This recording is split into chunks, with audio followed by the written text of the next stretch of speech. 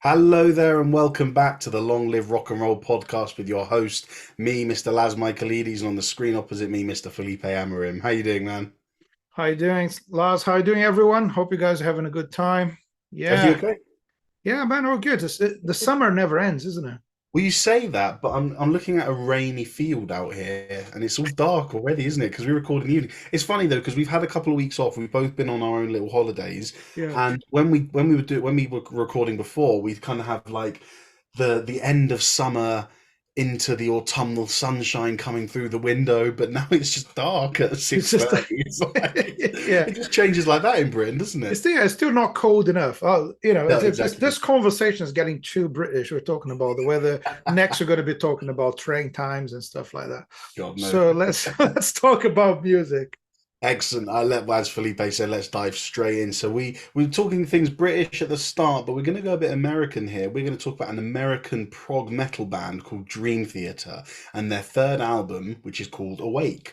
So I'll give the little details again. The album's called Awake by Dream Theater, released October 4th, 1994, recorded between May and July in 1994 in Hollywood, produced by John Purdell and Dwayne Barron. Genres prog metal and or prog rock, and the length of the album is 1 hour 15 minutes exactly. First thing I wanted to ask Felipe is you chose the album. Dream Theater have more famous albums, and this isn't a universally loved one by all of their fans. So I have to ask you, why did you choose this one? For a totally like selfish reason because I love this album. I think it's just Brilliant. great. Maybe the reason why the reasons why a diehard fan wouldn't like the album might be the reasons why I like the album. Okay. Um, I hope you guys not hearing the sirens in the background here because it's quite noisy. Listen, Anyway, I think we've yeah, accepted that you live in the middle of Soho in London. yeah. So the So Soho I hope Orchestra our is back. listeners will just understand that you cannot keep Soho quiet. So yeah, Oh, don't worry. so so Only worry if they're coming for you, okay? no, not yet. So yeah, so this album, okay, I bought this CD back in the day when I was learning drums and everything. Well, I started drumming in 1998, so this album came about a few years before that. And every musician or everyone who wanted to be a musician that I knew was talking about how difficult it was to play Dream Theater songs, and everyone's talking about how accomplished those musicians were. So that was the reason why I got into uh, some of their stuff, and I wanted to understand what everything was all about. And then I bought this CD recommended by a friend, and I loved it. And I loved the composition and the arrangements and everything else. Not only the fact they were like individually amazing musicians, but I thought it was a really good album, diverse enough. And as I've said a million times here, I'm not really into heavy rock, like really heavy rock. I'm more into classic rock and rock and roll. Yeah. And this album doesn't sound that heavy to me. Maybe Okay. that's one of the reasons why I like. Maybe it's one of the reasons why some of the fans don't like.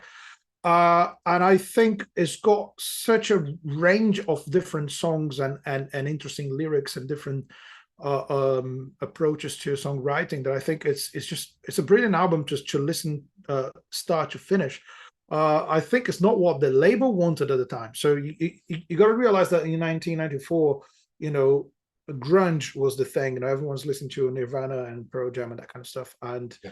and so the label wanted them to be more on the heavy side than the prog side, Okay. and I think they just wanted to do their thing.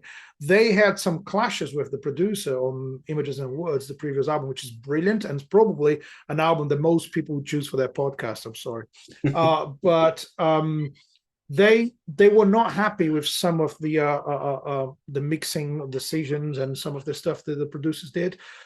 Then they got the two producers on board. One or two of them worked with Ozzy Osbourne and some big names. They knew what they were doing, and during the mixing process, Dream Theater, they were kind of interfering too much. And the guy said, "Look, we know how you guys sound. We want you to sound like you. So get the fuck out of my way. Let me mix the album." So in the end, they were really happy with the result. Doesn't mean it was an easy album to write, but anyway, I think all those conflicts about what does the label want, what do you want, mixing all the technicalities behind putting an album together, all of that somehow comes across in the music, and I think it's just an interesting album to listen to. So it's a personal decision for me. Do Mm. you like the album, man? What do you think about it? Um, Is that your cup of tea? the thing is, so if we with prog, it has to be perfect for me. And what that is not having time signature and tempo changes for the sake of it, not overly long solos that are just getting to the territory of being wanky. But what I do like about all Dream Theater music I've heard is that it always grooves. And what I mean by that is it's not always groovy. It's not like you can bounce along to it. Sometimes it is very straight and very heavy, but nearly always they've got the parts perfectly written. They write for the band and not for each other, which is what a few bands can get wrong with prog. They write for themselves as individual instrumentalists to show Yeah, off their prowess, their virtuosity. I always make this word up, virtuosity, virtuoso-ness, whatever you want to call it. virtuosity. Yeah, I'm going to claim that word. They write for themselves, and they think, "Oh well, I've got a section here. You know, he's doing a solo. The drummer's playing a jazz part in 7/8. I'm going to mess around here and do something really cool." Whereas I always feel Dream Theater write for the song and for the band. Having said that, there's plenty of moments where you think, "Oh, is this going on a little too long now, or is this just a bit complicated for the sake of it?" I'll come to this all. I'll give you all my thoughts in my monologue at the end, but I thought that it's a good balance. And I mean, we're going to go through it in a bit, aren't we? We're going to go section by section. But ultimately, yes, I thought it was a good album. And I say that, and I choose that word carefully. You know, I've got a criteria of how I'd rate albums from 1 to 10, and Hmm. good for me is number 6. It's above Okay. average. It's above average. I didn't think it was great. I thought it was good, very good. You know, so that's it for me. But I enjoyed it, man. I always cannot help but listening to musicians who love what they do, um, and who enjoy writing songs and putting the talent and the effort in Man, that Dream. I would love to see you bumping into John Petrucci and say, mate, that album, that's a solid 6, man. Well done. Well, six out Well, six you out wouldn't of say ten. that to him. I've seen the size of his arms, like No, the guy's yeah, big. You wouldn't say that to Petrucci. he's a monster, isn't he? Nice. This is what I had to think about this when I was doing my criteria, because 6 out of 10 sounds bad, but I'm thinking Nice.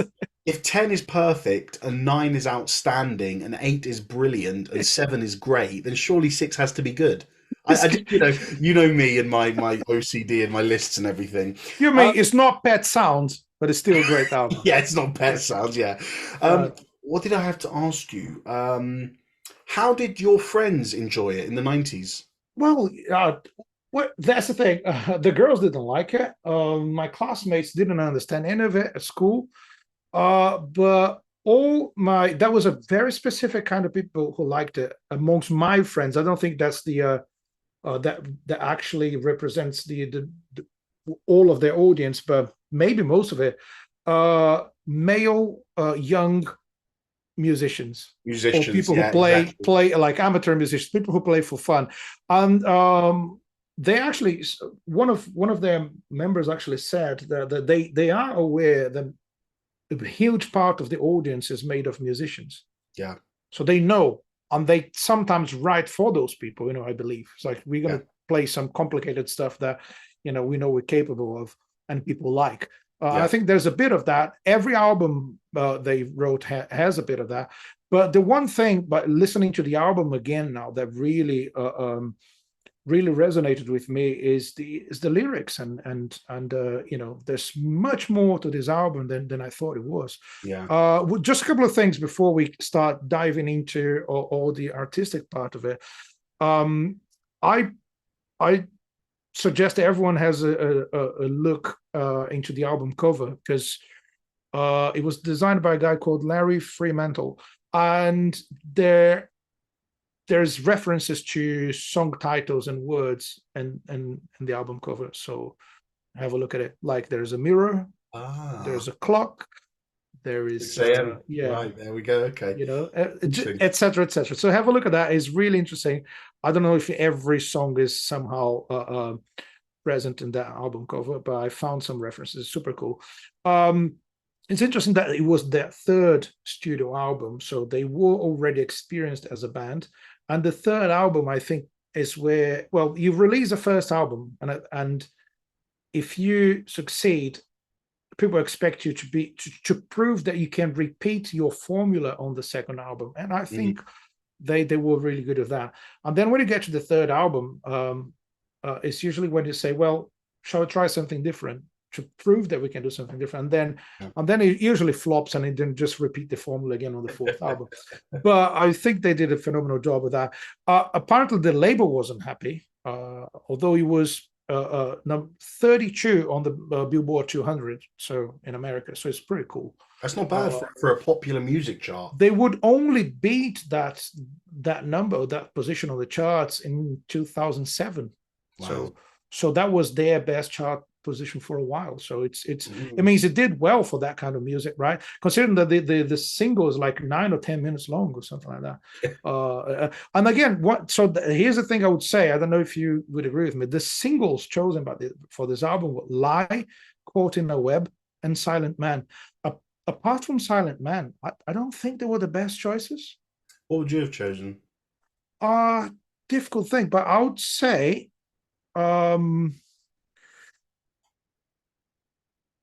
it's a difficult thing, but I don't think those I would say maybe 6 o'clock, Yeah. What about because I Innocent think that Faded? one is heavier and it's a shorter song with more parts. Yeah. So it's kind of that could be. Let me check the list What here. about Innocence Faded? Because Innocence Faded that's would quite be an better than accessible Caught in a song. Web for me. It's Yeah. such a kind of pop vibe, isn't it? It's an Maybe. accessible song. You know, you can Yeah, get the behind it. mirror is not too bad for Yeah. that. For this Lie as well. well, lie, no, lie was a single. So Oh, it lie, was, wasn't yeah, it? Right. Okay. yeah, I thought exactly. Lie was quite short to the point. I like that one, but yeah, of the others, and the Silent Man, that's an odd choice, isn't it? Because it doesn't. It's accessible. It's within your 4 minute, the 4 minute barrier, but it doesn't really show what you can expect if you buy this album. Well, yeah, Silent Man for me is it's kind of not yeah, it doesn't sound like the rest of the album. It's like a Not pop at all. ballad, Yeah, but not at all. in terms of getting some radio play, maybe that's a good Mm. choice. Yeah.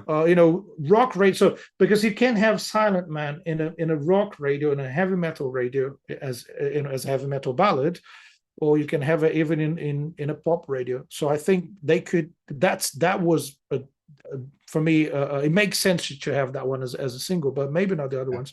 Again, just my opinion. Um, so yeah. So let's start talking about. Perfect. Well, just quickly before we go into those categories, I just wanted to talk about the landscape of where heavy metal was at this point. Yeah, that's Because you interesting. mentioned grunge, and grunge is very interesting because grunge, I mean, there's an argument in itself. Is grunge a subset of metal? But that's a whole other episode. Grunge came in 1991 Hmm. and it killed off glam metal. Glam metal was where the focus of heavy metal was in the 80s. We know from previous episodes, like the Rainbow episode, that heavy metal was largely in Britain from 1970 through to the early 80s. From the mid 80s, kind of 83 to grunge to 91, glam metal was the main heavy metal in the world. And that's where the focus of it was in America. You still had thrash metal coming, Chuck Schuldiner and his band Death literally invented death metal. So you had these things going on in the underground scenes, but in terms of where the focus was, glam metal was where it was at. And then grunge came along and killed it. So metal, in terms of mainstreamness, almost instantly stopped because, like I said, grunge came along and just completely killed it. So this gave metal a chance to flourish. And in the 90s, you had so many subgenres coming out. Metalcore fused hardcore punk with extreme and thrash metal. Nu metal came out as a way to make music a bit simpler and combine really unorthodox elements to heavy metal. You had death metal, as I said, Chuck Schuldiner and his band Death refining each album, making it really progressive. And you also had the rise of prog metal. Now, it started at the end of the 80s with bands like, Megadeth and Metallica making those longer albums like And Justice for All, Rust in Peace, where they were adding in these progressive elements to standard metal songs. And that gave bands like Dream Theater the chance to flourish and say, hold on, what do you mean Metallica are writing an 8-minute song? Let's make ours 12 minutes. Let's put, three time signature changes. We're going to put in 7. Just bits like that. So this really, I think it is important to note that Dream Theater, for those who don't know, if you're a rock fan more than a metal fan, Dream Theater are one of the pioneers and key innovators of progressive metal. Because of them, you end up getting bands like Opeth, who were progressive death metal, taking the progressive aspects and song lengths and structural complexity that Dream Theater boasted, and then adding low screams to it, and then you get your progressive death metal. Then if you want to add melody instead of the screams, you got progressive melodic metal. So Dream Theater really showed how far you kind of push the boundaries of progressiveness in metal. But yeah, I just wanted to say that to give the Yeah, landscape. yeah. I just want to add something to this because most people would say that Dream Theater invented a genre of its own, isn't it? Like as a as prog metal. Uh, um, And that's a fair statement because yeah, and I like the fact that they uh acknowledge that, but not in a, how can I put it? It's in a somehow in a humble way, because I think Mike Portnoy said in an interview, like, we didn't actually create anything new, we just put two things that already yeah, existed together. yeah, So and I think and then it said sorry. that's, yeah, but that's true, because I have this feeling that they are as prog as Yes and as heavy as Metallica. Yes, that's a fair comment, and I think that with the prog rock of bands like Emerson, Lake and Palmer, Yes, Genesis, it very much felt like those bands knew they were doing something different. There was the attitude, wasn't there? There was the ego, Yeah, putting 20-minute solos in songs and stuff like that. But you're right, with Dream Theater, it was very much humble. I think you said that word, yeah, didn't you? It's very nice. So, as you said, following on from prog rock in the 70s, that's when metal started to get a little more progressive with bands like Queensryche and Rush. mm. I mean, Rush, you love that, don't you? Rush is a major influence for Dream Theater. And I feel you can literally see the progression from a band like Emerson, Lake and Palmer with the prog rock, taking rock music and putting lots of progressive elements in. Rush then coming in and making it heavier rock with the same progressive elements, and then Dream Theater coming out the other side, taking elements from both and making Yeah. it, what I mean, just turning it into, fusing it into a metal uh, product, isn't Yeah, it? exactly. And you can hear a lot of Rush in their music, and they are like they are huge fans of Rush. We're due to do a Uh, Rush album soon, aren't we? I think over yeah, the we're next gonna do a months we're Rush going to do album. one. Yeah, Yeah. yeah, yeah. But anyway, So sorry, did you have anything no, to no, add? No. no, no. I don't think I have tried actually. I've been growing my beard to look like Mike Portnoy, especially And for this episode. you've done a I've fantastic job, sir. You I've look prepared for this. Talking about preparing for work, how cool is that? that beard looks amazing. So that's a very good job, very good job. Yeah, So right, I think as you guys can guess, we are not going to go song by song. There's too much to unpack in each song. We could do a whole episode on each song, just going about the intricacies of this, that, and that time signature change in this melody. So what we did is we put our heads together and we came up with 5 or 6 categories that we thought best exemplified what was best about the album. And they are this: prog, technicality, songwriting, lyrics, diversity, and influence. So we're just going to go through these and talk about what we see in the album through this category. So let's start off, bro. I'll start off. Prog, progressiveness. Now we know that prog is literally, in every sense of the word, progressing a style or genre. So this could be anything from intricate solos, complex song structures, time signature changes, tempo changes, key changes, all of this stuff that you've got to think 20 years before, what is a normal pop song? It's a 2.5 minute song by the Beatles that goes verse, chorus, bridge, chorus, end. yeah. So add, 20 years later, let's try and progress this stuff. We've already gone through rock and psychedelia and metal beginning and all. So now we're pushing the boundaries, seeing how far we can do it. And I think, it's obvious prog, isn't it? That there's no other way that music is anything except Well, progressive. I would say they are more prog than metal at this point, right? At this Yeah, point, that's a some fair people would statement. consider them more like a heavy metal band, but I think if they were more metal than prog, I would probably not listen to the whole album because it's not really the kind of music I listen to. Yeah. But I say they have that heaviness of a classic rock band or a metal band, but well, and they have like influences of classic rock, like Pink Floyd and Deep Purple. They're really into that kind of music. They actually played some of, they've played the entirety of Dark Side of the Moon. They've played loads of, Wow. yeah. They did a whole Iron Maiden album, if I'm not wrong, was Power Slave. So they They used do to play lots of classic covers. rock albums. Yeah. Yeah, yeah. Like start to finish. In a normal gig, so play half of the gig is their own gig, and the other half is like covers. And they Wow. really good. So they actually really dig uh, um into other people's music and learn the whole album and stuff like that. But the one thing about classic rock you have, which it's very musical in my opinion, is sometimes can be a bit sloppy. It's like sometimes the bar count is not really, so like Yeah. really strict, and the timekeeping might be, you might drag or rush a little bit, intentionally or not. And there's that imperfection in classic rock, that makes it more human to me in Hmm. many ways. It's not Yep. meant to be perfect. Whilst with Dream Theater, they are tight 100% of the time. Yeah. They are a machine. They do not mess about in terms of being tight. For me, that it usually results in a more boring kind of songwriting. But even though they're really tight, and it's almost like there's no room for improvisation. The skills they have for composing and arranging are so good Mm. that they make that tightness less machine-like and more human, if that makes sense, because the That makes composition is complete great. sense. Yeah. And I think with things like time signature changes, so for those who don't know, I think we've said it before in previous episodes, time signature changes, a standard Western popular music song would be in 4/4, where you count four beats in a bar. 1, 2, 3, 4, 1, 2, 3, 4, 1, 2, like that. Time signature changes where you change the amount of beats in a bar. So you might go from 4/4 to 7/8, which would go 1, 2, 3, 4, 1, 2, 3, 4, 5, 6, 7, 1, 2, 3, like that. It kind of it really messes with where the beat is. And in Western popular music, we like knowing where the one is, so we can bang our heads or clap in time or whatever. With these time signature changes, it really throws the listener off because they're not sure what's going on or where they're going to Yeah, bang their head next.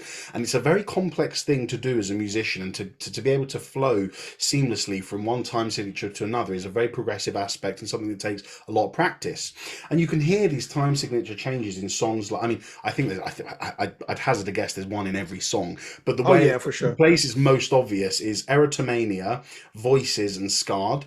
You've also got tempo changes, which is literally, you play a song at one tempo, dun dun dun dun da da da, and then you change it up, bum bum bum, dun da da dun da da da da ba ba da da da da da, and it just again it throws the listener off. It makes them uncomfortable. It's like, okay, you settled in at this tempo? No, we're gonna go here, and it's just like, Exactly. That's why they're not. Let's say there's not groovy, as I said. You're not going to be simply just like uh, um, you know, dancing to this kind of yeah, music. Because exactly. once you get used to the beat, they change it. Exactly, yeah. They don't never Yeah, let you settle, do they? yeah, no, Tempo changes again. The same three songs. You've got them all through Erotomania, Voices, Scarred. A couple of key changes throughout a few songs as well. Unusual compositions. This is another progressive element. yeah, Innocence Faded. The song ends with a long solo. yeah. Normally, you'd expect to hear a chorus and then maybe a sort of outro, but we get You the usually have chorus. the solo halfway through a song, isn't it? It's just like, Exactly. oh, let's check a solo in the end because why not? We get the chorus and then it gives us a final solo. Yeah, And Scarred as well. What a complex song. I mean, that is. what do you label the verse? What do you label the chorus? There's about three different solos. What's the And bridge? even the lyrics, what they going on about? Yeah, I don't exactly. understand. We'll get to the Right? lyrics. Yeah. Yeah. I think that's it There's for there's rock. yeah, Did there's you have one anything to thing. say? Yeah, one more thing. It's very common in prog rock that you have concept albums, so a whole album about one specific theme Yeah, or a central idea where everything else comes from. yeah, And there's a song that you don't know probably. There's a song called "A Mind Beside Itself." It's not there. yeah. It's I do. actually Yeah, a song divided. You know about that. So it's a song divided in three parts: Erotomania, Voices, and The Silent Man. That was actually one song in three parts. So Yeah. that's a concept that's very common in prog music. So basically, it's the only part of the album where they go into that kind of stuff. Like, Mm. okay, we're gonna have three parts for the same story. Apart from that, the other songs are mostly unrelated. On their own, yeah, individual, aren't Yeah, they? yeah. Um, cool. Moving on to technicality, and what I'm talking about here is how hard it is to play some of these songs on instruments. Um, Intricate and complicated solos throughout. Now, this is normally left with John Petrucci on guitar and Kevin Moore on keyboards. We should actually mention the other band members too. So, yeah, as I mentioned the first two, you got James Labrie on vocals, John Myung on bass, and Mike Portnoy on drums, for those who don't know. Very difficult riffs to play and execute. I'm thinking, Caught in a Web, there's that bridge middle section, which is Yeah. just this absolute monster riff that's like,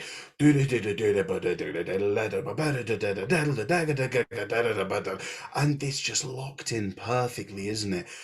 Explain as a drummer, I mean, maybe I should explain it as the bass player playing the notes, but this is hard stuff to play. Well, Matt, a couple of things to say about this. First of all, John Young, the bass player, he can double any guitar riff at any speed without a plectrum. Because lots of bass players out there, they would just cheat and have a plectrum and play just like the guitar player. Yeah. It's very common in Dream Theater that they have such a complex riff that you can't really harmonize or play a different voice on top of that. So basically, the bass needs to play in unison with the guitar, Yeah. and well, it's not that easy to follow John Petrucci, and Oh. and John Young does such a great job with that. It's Yeah. and it looks like he's doing it with no effort at all. It's just like he might be the unsung hero of the band. He is Really a fantastic bass player, is insane. absolutely fantastic, and he's obviously well known in the bass community for being such a great player. Yeah, but Yeah, in regards to the drums, then I would say like as I said, Russia was a massive influence, and Mike Portnoy's kit resembles a lot what Newport had, and also Terry Bozzio and some of those prog rock drummers who had gigantic drum is that what kits. you're talking about? He had a lot of drums in front He of him. had like it's a whole, because when you listen to a normal drum kit, we're more in the low end of the Mhm. mix, right? As drummers, we have our instrument doesn't sound as high pitched as a guitar or sax, so it kind of belonged to a certain range in the mix. Whilst Mike Portnoy would have some really small tones and some really big and deep ones. So the kit is so big, there's a whole range of sounds in it, and it's it's obviously very common that people have that to look cool on stage and they don't use half of it. And Portnoy uses every inch of that kit, and Yeah, it's just absolutely amazing and musical. He was definitely one of the most influential drummers of the 90s. He was, I don't know the exact number, but like he got the Modern Drummer magazine award for best prog drummer or best prog rock drummer. I don't know what's the name of the thing, but for prog, I think he won something like 10 consecutive years or something like that. He is the drummer's favorite in that style. yeah. And what he does, in my opinion, is not merely and purely technical. I think his musical ideas are really good because he's a guy who's learned to play mostly by learning songs and learning how to sound like John Bonham and Newport and I don't know, probably Bill Bruford and some other prog rock drummers as well. So he loved those guys and he wanted to sound like them. And he's got influences of Ringo Starr and Nick Mason, who you probably wouldn't put in the technical side of Yeah. the best drummers out there, but very creative. So Can I he ask? got ideas from like every sort of classic rock and prog rock drummer and heavy metal drummers, and you can see in his compositions that everything is present in his Well, drumming. it always feels like there's a beat behind the music. It doesn't feel like he's trying to be part of the specialness of the song. It doesn't feel like he's trying to show off. It always feels like he is there to underlie the beat and the groove that is going on in the guitars and bass and keys. Yeah, I feel the same about his drumming. I think Yeah. it's very musical. It's not, again, it's not a style that, as a drummer, it's not a style that I play, or I don't remember learning any of their songs like start to finish. But I would learn a couple of grooves and fills because I found it really really interesting, and yeah, very creative, and yeah, and in a weird way plays to the song. As we say, we usually say Can you I? play to the song when you do something simple, Yeah. but Can it's I not ask the you a case. question? Yeah, I'm asking this as a fan of Tool, and I'm sure yeah, if someone is listening who's a Dream Theater fan, you must like Tool as well. yeah. What's the difference between Mike Portnoy and Danny Carey? Oh, that's a tough Is one. Danny Carey more focused on the, I don't want to say showing off, but is he more focused on making his instrument one entity on its own to be played with the one entity of the bass, the one entity of the guitar, and the one entity of the vocals of Tool? Whereas Mike Portnoy, like we said, is always providing, although he's very complex what he's playing, he's always providing a backbeat to the song. How I would think you differentiate these drummers? what you said makes perfect sense. I would just add that, well, I'm not really familiar with Tool, but I know some of their songs and I know how complex it is as well. Uh, I just think, yeah, Mike Portnoy would be more like a classic rock drummer, in that sense. He was playing he was playing a prog rock music with Dream Theater, but I think if you listen to some of his other projects, he's more into groove than phrasing, if that makes sense. So perhaps if they were given a choice to go back and play in bands from the 70s, Mike Portnoy might go and play with Deep Purple and Pink Floyd, and Danny Carey might go and play with Emerson, Lake and Palmer and Genesis, right? That would be a Maybe. fair claim. I think that makes perfect sense. Perfect. Yeah. Um, Excellent. So on to the next category, which is No, songwriting. just a Oh, couple of sorry, things. sorry. Yeah, Please no, no, carry on. yeah. Yeah. Just one thing Stop me. Yeah. about James Labrie. Um, because again, I think Labrie gets a lot of criticism He for, does. Yeah. it's not the best guy in the band. Well, how can you follow that level of musicianship being a singer, right? Not an Yeah. instrumentalist. And yeah, and It's a some people tough say job, isn't it, to be the singer it's a of Dream tough job, and Theater? sometimes people say, yeah, no, his live performances are not like the album. Well, you can record one song a day or even one verse or one line at the time when you're recording vocals or any instrument, but when you go and perform it live, you got to have the stamina and the technique, and and also for a singer to be healthy enough to go there and deliver the same level of performance. So it's not an easy task, especially for that kind of music. I think, apart from having impressive vocal range and technical control when singing when you sing the high pitch notes, some people don't have the proper technical control. So he goes from from the bottom end of his voice to the high end of his voice with total control. In my opinion, it sounds really good doing that. Though he gets some criticism for that, which I think it's unfair. I saw him live; he was flawless when I saw him Have you, live. you've seen And Dream Theater live? yes, Oh, wow. download. You were there. Were you there?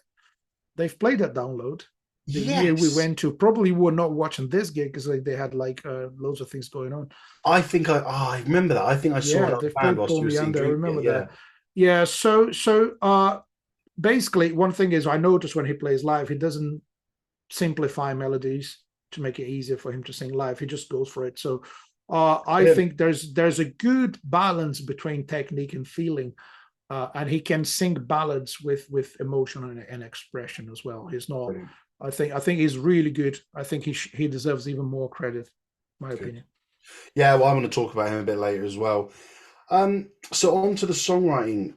One thing I found that was very impressive about the album was the blend between heaviness, technicality, and melody. I thought that despite all the technical riffs and passages you've got going on, there is a melody either in the keyboards or come before in the vocal melody Yeah, that balances it out and just really kind of says, right, we're going to give you 2 minutes of heaviness here with some really intricate technical riffs, but you're going to get a bridge after with a lovely, simple vocal melody. It really works. yeah. It's like they give you some room to breathe, isn't it? Yeah, yeah. And in the same way, I've got written for moments of brilliance and flash, there is also many simple moments that contrast each other but complement the difficult sections. For example, The Yeah, Silent Man, so many simple melodies in that song.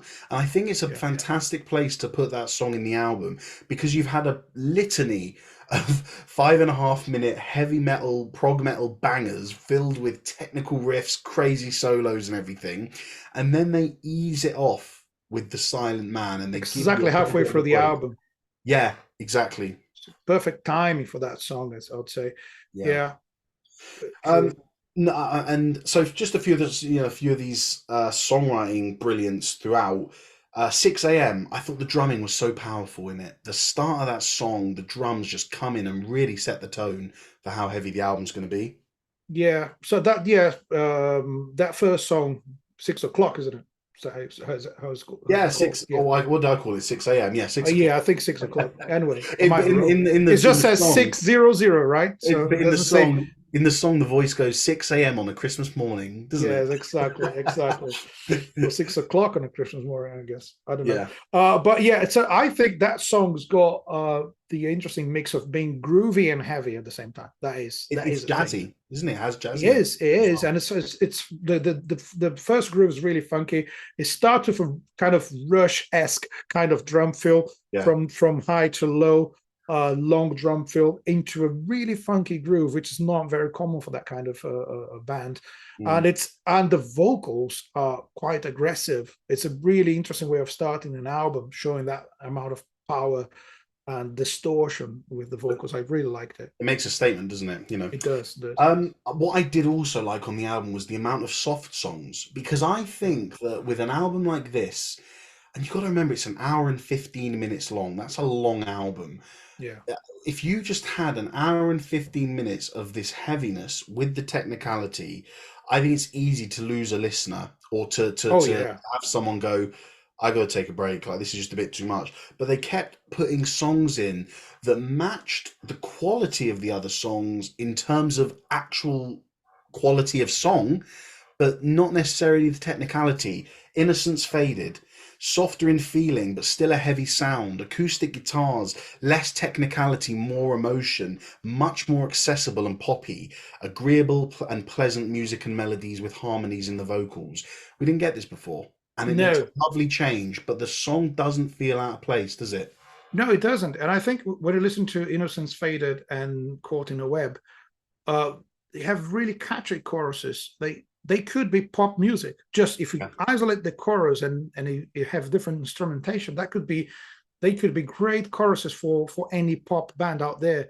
And it's partially or mostly because of the vocal delivery, in my opinion.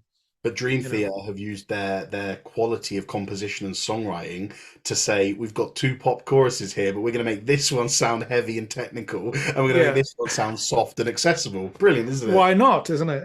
And I think and Space Divest, the last song. I really want to go back to the song when we're talking about lyrics because We will. it's one of my favorites. That was entirely written by Kevin Moore, the keyboard player who left the band immediately after the album, so he didn't do the tour. And that's his one song, very much. And he did that song. It's the last song of the album, the last song he wrote with the band, and it's He entirely his composition. And it's a Yes, beautiful piece of music who could easily fit in a Pink Floyd album, in my opinion. I agree. I love that song. Yeah, no, I agree. We did already mention A Mind Beside Itself, which, as you said, is the songs Erotomania, Voices, and The Silent Man. Yeah. It's one kind of movement. Now, I wanted to talk about this because it's not the first time they did it.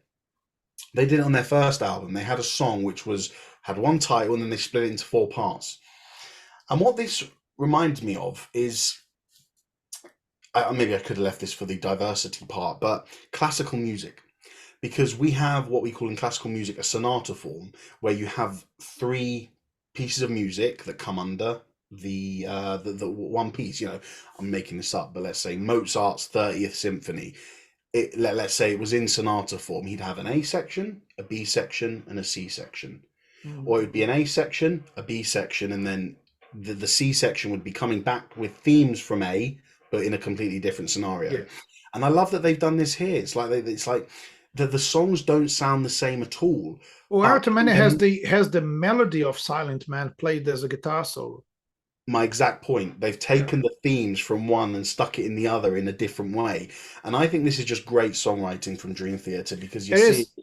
but that's what we know. We mentioned when we did the Emerson, Lake and Palmer and the Genesis and the Yes episodes. Classical music is such an important part of progressive music because progressive music in rock and metal, because rock, essentially hard rock and rock, came from the blues.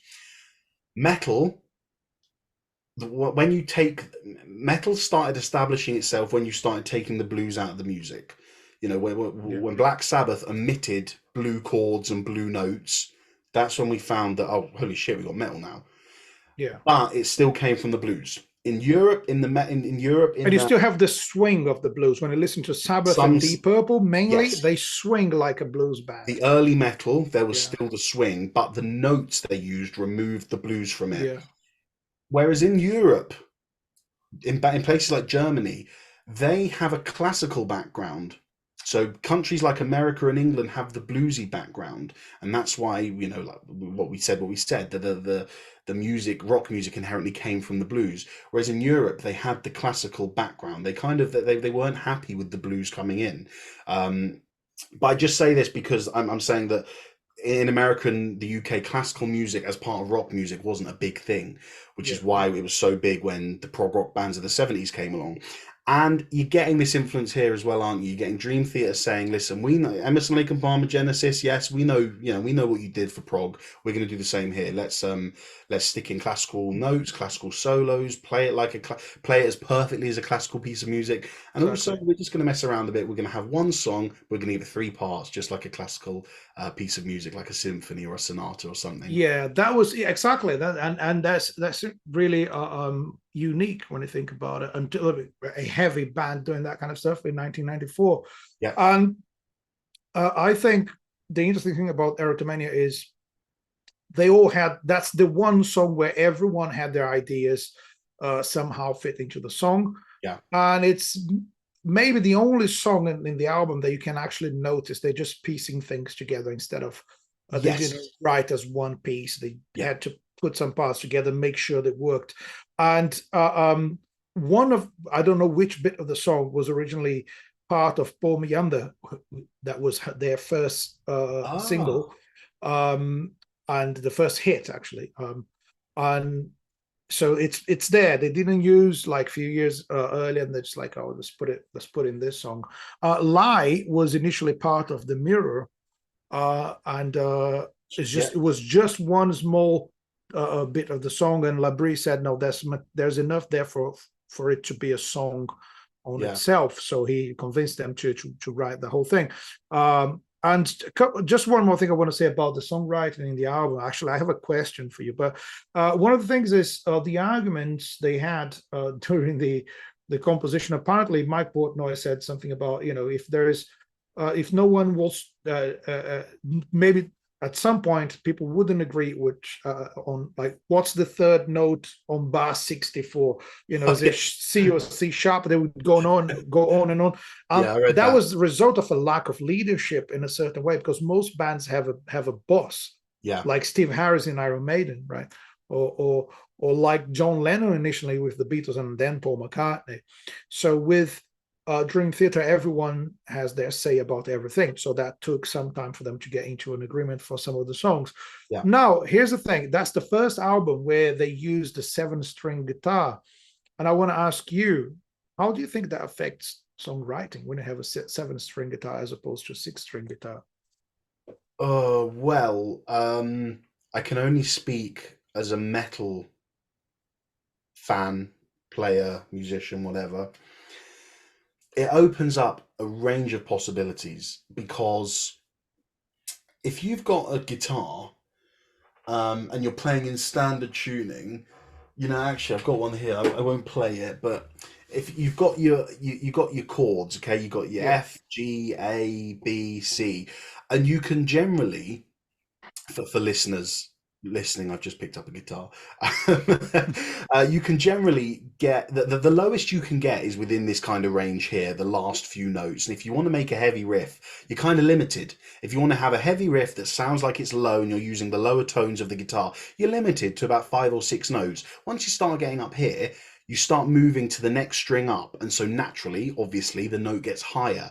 And in metal, generally, if you're moving higher, you're getting away from the heaviness. Not That's not an exclusive thing. It just generally adding another string below means that you've got a whole other set of 5 notes. Well, yeah, it's 5 or 6 notes that you can then incorporate. So you've got if you're playing a chord in a chorus that you want to let ring out, you've got 5 more notes to set your starting chord. If you want to play a riff filled with as many notes as possible, you've got a whole other string to a riff that goes with another string. You go and you can just mess around. And it's almost, guitarists who use 7 strings guitars, some people think it's unnecessary, but it really does open up a massive can of worms for guitarists and Yeah, songwriters. I think it might result in a more riff-based kind of composition, isn't it? It makes you think of riffs when it, and Yeah, I believe also it sounds darker somehow. definitely. Maybe that really makes sense with the lyrics on the album, I guess. Yeah. Yeah, yeah. Perfect to move on to the lyrics, but I did just have one more Yes. point about songwriting, and I wanted to talk to you about this because it's a Mm, drumming thing. In the mirror, how yeah. good is the intro? Because they play one riff, and Mike Portnoy changes the feel of the riff 3 times before the verse comes in. He So changes the groove, so it's like he's interpreting the beat in 3 different ways, it's whilst the riff is still phenomenal. the same. It Because the is riff is the riff brilliant. is just going something like dun dun dun dun dun dun dun dun dun, and there's one point where he's like boom ja. Then he goes dum, ba-ga-ga, dum, ba-ga-ga. I've just done it wrong because that's the Yeah. same feel with more notes. Listen to the song. He Yes, changes it's it three different. one, Yeah. 3 different Before, yeah, grooves, and then the third one he goes double time, doesn't he? It's just yeah. like God. It's insane. And mind you, he was a big fan of John Bonham. And when you listen to Kashmir, uh, Led Zeppelin is playing. The whole band is playing 3/4, and John Bonham's playing 4/4 on top of it. Yeah, It sounds a lot like that because they said, no, this sounds a bit too complicated. I'm going to impose a simple groove on top of it, and that's what he does at the beginning of the Mirror. Play something really simple, straightforward, probably the first groove that every drummer would learn, and then he just moves on to into different interpretations of the same beat. yeah. Amazing. Brilliant, isn't it? Yeah. Cool. Let's move on to the lyrics. You had quite a lot to say about the lyrics. Why don't you Oh take? man, loads. Yeah, you go for it. Yeah, so I want to say this. Where I started actually digging into the lyrics, which I haven't done when I was young and listening to the album, was all about the instruments and everything. So other bands I would pay attention to lyrics, but with Dream Theater when I was young, it was all about the grooves and the riffs and solos, and just being amazed by how well they play. Yeah. But the lyrics are a big part of this album, and sorry for the metal fans out there, but heavy rock usually, for me, the lyrics are usually a bit silly. 9 out of 10 times, talking about medieval wars, or I just thought it just doesn't really resonate with me. Whilst Dream Theater, their lyrical content is very down to earth and is about common people's mental struggles and relationship problems, not in a cheesy way, right? So they're talking about things that everyone can somehow relate to, but in a very creative way. I think one big element that influenced the compositions for this album and the lyrics was the fact that Kevin Moore was leaving the band. He Yeah. was already too far apart from them musically, creatively, and personally, and I think everyone noticed that. So the song 6 O'clock was written by him, the lyrics, and it's about that distance, right? Mhm. And there's a few lines that I really like. Can't find the strength, but he's got promises to keep, and wood to chop before he sleeps. So That sums basically, it up. for Yeah. me, it's like I don't even want to play anymore. I don't want to be here. I don't want to record an album. I don't want to go on tour, but I have promises to keep. You're committed to do that just until a certain point. And it sounds like it's about that. Could be, but it's definitely about him leaving the band. Yeah. And and Innocence Faded was written by Petrucci, and it's about the fact they were childhood friends. They were mates since they were really young. Him and Kevin Moore, and he was really hurt by the fact that they were not connected anymore, and they were Yeah. clearly going separate ways. So again, it's a beautiful, brilliant melody. Innocence Faded, great song. So yeah, so it's about both those songs, 6 o'clock and Innocence Faded, are about the growing distance between Kevin Moore and the rest of the band, especially Petrucci. Yeah. And Mike Portnoy had a really personal moment writing the lyrics for The Mirror. If I'm not wrong, is the first lyric he wrote on his own without being a partnership. Yeah, I read that as well, yeah. And that's about his battle with alcoholism. It's a really, really personal thing for someone to write in a song, and I think he was really open and honest with that, and again makes the song really dark. It's already heavy, Yeah. and deep, and with when you know what the lyrics are all about, so then you know how sad and dark it actually is. Caught in a Web it's a rock and roll moment for me in terms of the freedom of rock and roll, because it's about not accepting the life that people want to impose on you and just live life in your own terms. So basically, there's a line that I really like: try to live the life. I try to live the life you live, and so it doesn't work for me. So it's basically I don't want to be like everyone else. I want to do my own thing. It's a common theme in rock music, isn't it? We talked about this in other albums. And Voices is about mental illnesses, and basically Petrucci said he was reading an article. He was researching the theme in order to write the song, and he was reading an article about this man who really believed that his skin was inside out. Wow. So he thought, and he was going like completely nuts about it. And it's about the voices in your head and the fact that you're not connected with reality anymore. I think it's a really dark theme. Yeah. And when you get into Silent Man, that's about the lack of communication between family members or couples, is when you no longer connect with someone and you're trying to find out, It's quite a missing connection, big maybe. self-reflective album, isn't it? It's looking at. Oh yeah, my problem with the album, and I'll tell you what's the exception, is it's way too sad when you actually look into the lyrics. They're not giving you any reasons to smile. It's like, yeah, we all fucked up and that's it. Some people are literally going crazy, and relationships are problematic, and father and son can't speak as they used to, etc. It feels like it's what it is. But then you have Lifting Shadows of a Dream, written by John Young, and it began as a poem and two chords. That's all he had. He brought that to the band, and they turned into a whole composition. And it's about a man and a woman, and how the duality of their relationship can help them complement each other. I found this quote somewhere, and I put it here exactly as it is. So it's the only song where I felt like there's a bit of hope. We're different, but we can work it out. So I think it's a beautiful song because of that. Lovely. And yeah, those are my comments on the lyrics. And I love the lyrics, and I think they really worked hard on the lyrics as well as they did with the instruments, which I believe is not common in heavy metal. It's funny you say that, because it is actually right around this time when metal started taking lyrics more seriously. Maybe that's not fair. Maybe a little earlier, towards the end of the 80s. But you're right. Throughout the 70s, you got Satan, you got Rainbow and Dio singing about medieval castles and wizards in the sky.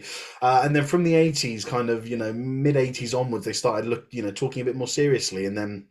Death metal that started off singing literally about death, gore, and violence. But then I've mentioned him 3 times already. I'll put one of his songs on the playlist. Chuck Schuldiner and his band Death, who if you can't tell, I've recently come from studying this band, and they're fascinating. This one guy literally almost single-handedly invented death metal and changed it 5 or 6 times over the course of 7 albums. But anyway, he went from singing about the gore and the violence and the blood to start looking at more introspective themes, to then moving on about existentialism and what are we doing on this planet, to then move on about depression. And so we were seeing, the start of the 90s, metal kind of taking itself more seriously lyrically, and I think this, Dream Theater speaks to that, especially this album.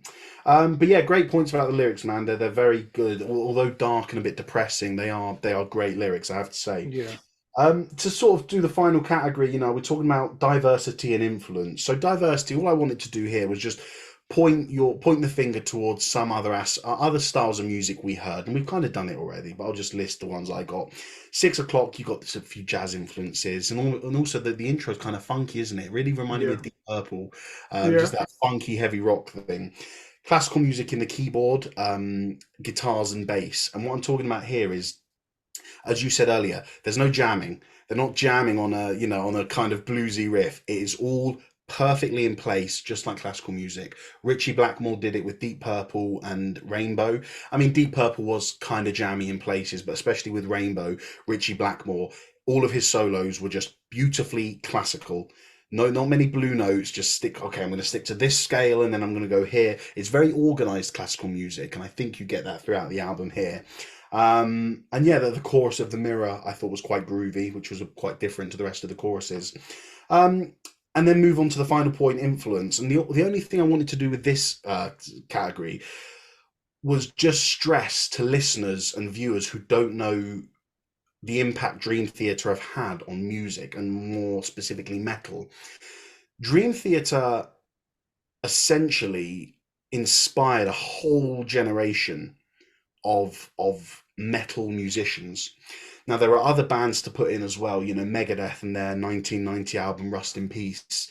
Chuck Schuldiner and Death again, they inspired people to pick up guitars and instruments, but to truly show how far and how technical you could make a piece of music, it inspired bassists, keyboardists, guitarists, drummers, and I'm only not saying vocalists because he didn't have as hard of a job to do as the others. Debatable, but you get what I mean, right? The Yeah. technicality. Can you speak to how people and musicians how highly they think of Dream Theater? I I pretty much don't know a single professional musician who would make any negative comments about any of Dream Theater musicians, even if they don't play that style, even if they've never learned any of those songs, even if they say, well, that's a bit boring for me or whatever. Everyone respects how technically capable those guys are, and how high are the how high is the level of their abilities for everything, for Yeah, executing solos and riffs, and even creating songs in different time signatures. So I think they absolutely. are, yeah, like well known from being some of the best musicians in the world. Mike Portnoy, John Young, and Don Petrucci studied at Berklee College of Music, which is the most famous and renowned music university or college in the world. So some of the Mhm. best musicians in the world passed through that place, and they did. I don't even know if they actually finished the course, but they've been there I think they among some of passed the best early. musicians. Yeah, well, maybe I don't know, but they've been there studying music to a really high standard. So they are very academic, but creative, Yeah, or academic and creative. it's worked, goes hand in hand for an album like this, doesn't it? Brilliant Yeah, stuff. it does. Yeah, yeah. Do you want it before I do my monologue? You want it to Before you finish do your off? monologue, we're gonna hear the first ever Felipe monologue. Oh Oh, we've wow! got it. Can you You believe sprung that that? on me. I did Yeah, not expect that. I Go for it. I didn't expect until like 4 hours ago, when I was reading my notes, preparing for this episode. I started writing in a more poetic way about this album, and I was listening to it like in my bed, like just like uh, lights out, and it was just like listening and thinking about it. And I wrote a monologue. Oh, I think it can be considered a short monologue. So forgive my English, Oh, let's but go, here bro. I can't here I wait. go. Here I go. Let me have my Me, cup of me, tea me, ma, me, before. me, ma, me, mama. Your vocal warm-ups. Yeah, haven't prepared this really well, but it's written here. So The album is much deeper than I remember it to be. References to religion, family conflicts, the end of a friendship, mental illnesses, all wrapped up with heavy riffs and complex grooves, resulting in a masterpiece of musicianship and creativity. Awake is darker than most albums of this genre, and maybe not so easy to listen if you're not ready to question reality and face your own dark side. Despite the sadness and pain that seem to have inspired most of the lyrics, the listener will always get caught in moments of unquestionable musical excellence. Impossible not to admire how a human can master an instrument to the point of being capable of delivering such technically advanced melodies, riffs, and solos without losing connection with the feeling that ignites creativity and art. Bro, that was beautiful. That's it. Wow, that's lovely, First man. ever. I think that's really nice because I can tell. It's funny because the Beatles are one of your favorite bands, right? Yeah. And you love Rubber Soul, but I haven't heard you speak about Rubber Soul the same way that I just heard you speak about the album. I can really tell you have a connection with this album, and it's I really didn't even know how much I liked this album until I started listening to it again. Say, this is fucking great. there you And go. I'll tell you this: when I first started, it was 6 o'clock and all that stuff. I was like, oh my god, here I go again, listening to complicated, heavy shit. I don't want to listen to this. And then when I started reading the lyrics and I started noticing those nuances on guitar and some keyboard tones and the stories behind it, and the fact that one member of the band was leaving and the whole sadness around it, that really really made me more emotional about it, and I loved it. I think it's a great album. It is, in my opinion, is a masterpiece. They did a great job. Anyway, Great that's stuff. it. Looking forward to Lovely. hear your monologue. Excellent. All right. Well, we'll finish up with my little monologue then. Um, So I think it is a really finely balanced album, carefully walking the tightrope. On one side, overplaying, time signature changes for the sake of it, songs much longer than they need to be, but on the other, beautiful, tasteful musical passages, simple melodies, and exquisite virtuosic moments. James LeBrie's vocals, whilst not to everyone's taste, brings the much needed simplicity that compensates from the technical and intricate musicality that the album so strongly boasts.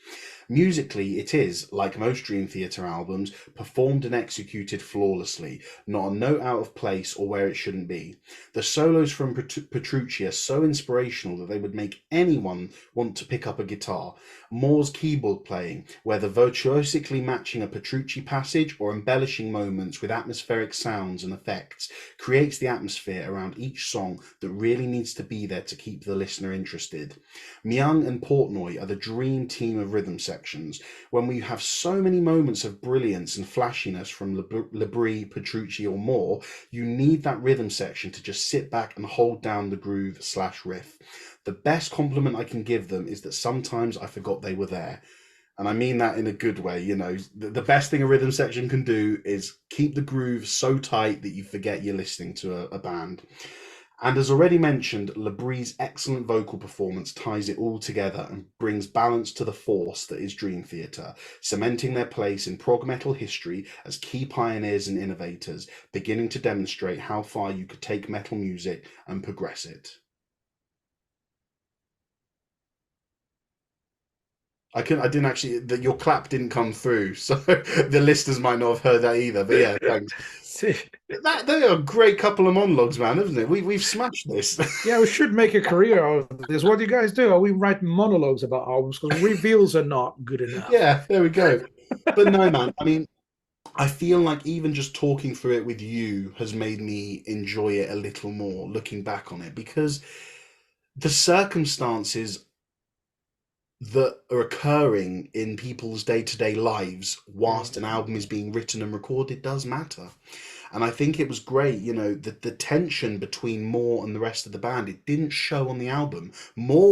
Kevin Moore really did a good job here because it's from all intents and purposes, it seems like he was pissed off. Didn't want to be in the band, didn't want to tour, didn't want to write. Yet he puts in a performance like that. That's a professional right there. Yeah, and what a way to leave a band, isn't it? Yeah, well, Just like especially with here the it final is. song, Space. What's it? Yeah, Space Divest. What's it called? Space Divest. I got Yeah. it right. Yeah. Oh yeah. The Wow. one thing I forgot to say about this song is a quick story to Let's end with a story then. Go on. yeah, he wrote that song he was he broke up with his girlfriend and he was a bit sad, and he was reading, like, he was going through a fashion magazine, and he said he fell in love with the model that was wearing something that they called space divest. Wow. And there's like, if That's it was very, like, how silly am I? I'm looking at the person that, is just a picture. yeah.